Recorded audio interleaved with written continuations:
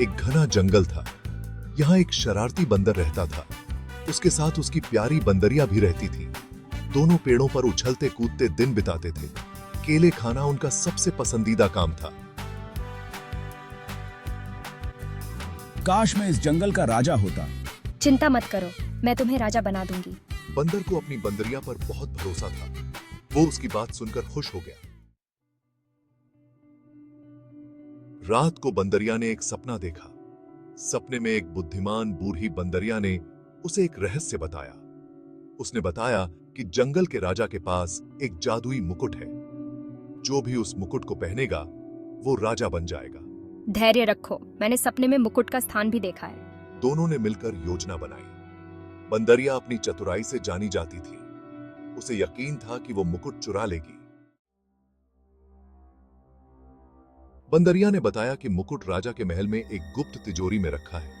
तिजोरी की चाबी रानी के पास रहती है। बंदरिया ने एक योजना बनाई। तुम जाओ और रानी को बहलाओ, मैं मौका पाकर चाबी चुरा लूंगी। बंदर को यह योजना थोड़ी खतरनाक लगी, लेकिन बंदरिया ने उसे समझाया कि डरने की कोई बात नहीं है। वो बहुत चालाक है और उसे कोई नहीं पकड़ पाएगा। अगले दिन बंदर और बंदरिया राजा के महल पहुंचे। चलो, मैं रानी को मजाकिया हरकतें करके डिस्ट्रैक्ट करता हूँ।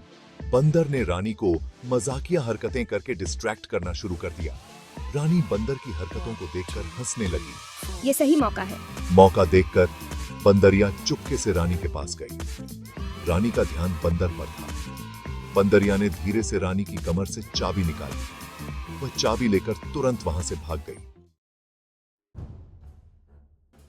बंदरिया तिजोरी के पास पहुंची। उसने चाबी घुमाई और तिजोरी खुल गई। ओह, अंदर चमकता हुआ मुकुट रखा है। बंदरिया ने मुकुट उठाया और बंदर के पास दौड़ी। जल्दी यह लो। बंदर ने जल्दी से मुकुट पहना। उसे लगा जैसे उसके अंदर एक नई शक्ति आ गई है। मैं राजा बन गया। अब से जंगल में मेरी ही चलेगी।